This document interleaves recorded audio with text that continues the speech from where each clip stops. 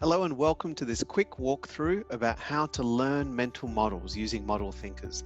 Now, you would have seen the homepage by now. It might look a bit different by the time you see this because we're constantly updating mental models. We're constantly updating functionality. We're improving things on ModelThinkers all the time, but the fundamentals will still be the same. And I really get that when you look at these mental models, some people might find them a bit intimidating. There's a lot to remember. There's a lot to go through. And how can you actually just, after you read something that is appealing, how can you actually embed it into your memory and then apply it in the real world? That's one of the challenges that we wanted to address with ModelThinkers.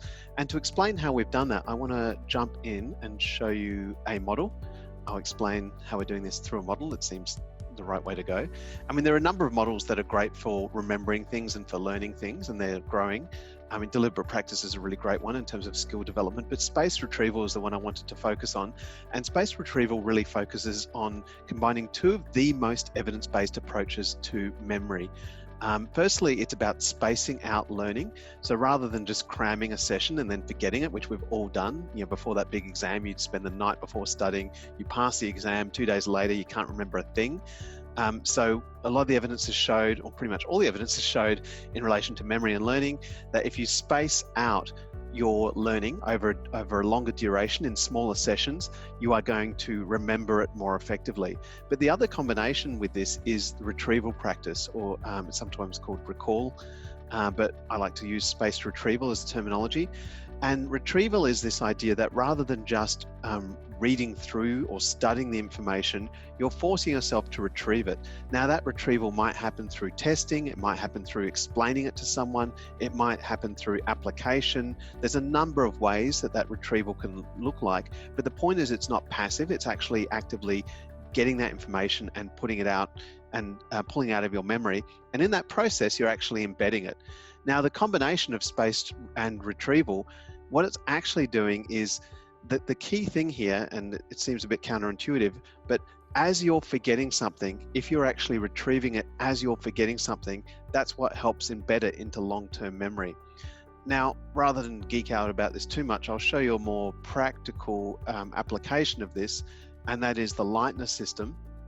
The Lightness system is built on the space retrieval principles, and it's quite simple, and it can be done with flashcards. You don't even need a computer.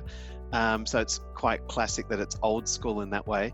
And what it does is you get 3 boxes or more, there's variations, 3 boxes, let's say, of flashcards, and you test yourself on this information, whatever you're trying to learn. And if you know it really well, you put it in this box. If you kind of know it, you put it in the middle box. If you don't, if you don't know it, put it in the first box, kind of know it there. And the third box is where you really know it and understand it well. Now, the point here is that you quiz yourself regularly on the stuff you don't know, whereas you quiz yourself with large intervals on the stuff you know well. What you're really trying to do here is you're trying to give yourself time to forget something before you have to retrieve it again. That's the principle behind the Lightness system. It's the principle behind space retrieval, and it's one of the most evidence-based approaches ever.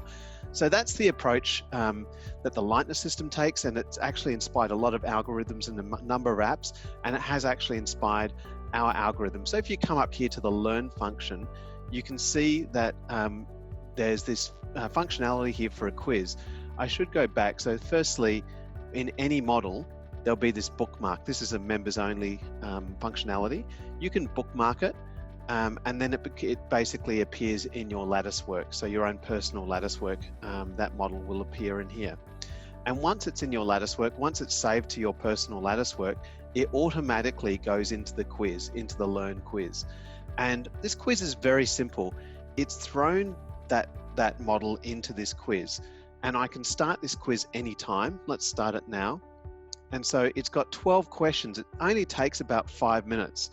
And this one is, which model might stop you from finding causal links between events and extreme results in sports, business, data, or anything? I happen to know that one. That's regression towards the mean.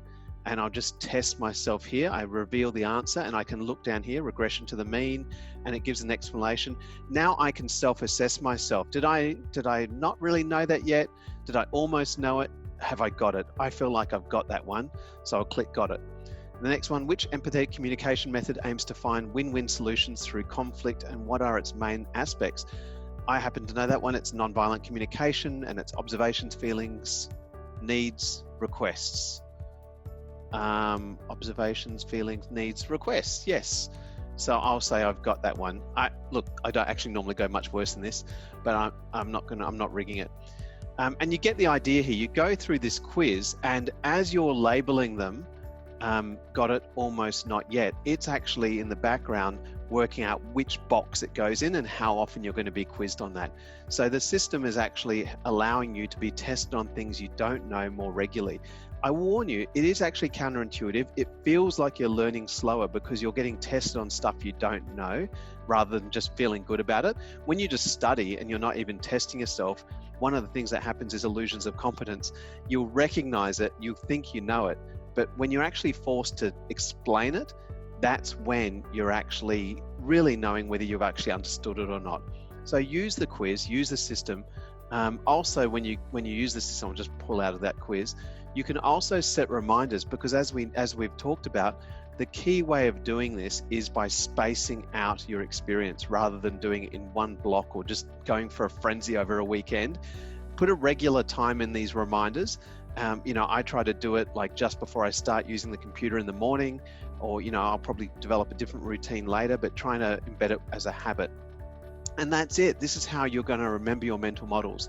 You basically save any mental models that you're interested in into your lattice work. It immediately comes into the learn function, and then you just start the quiz.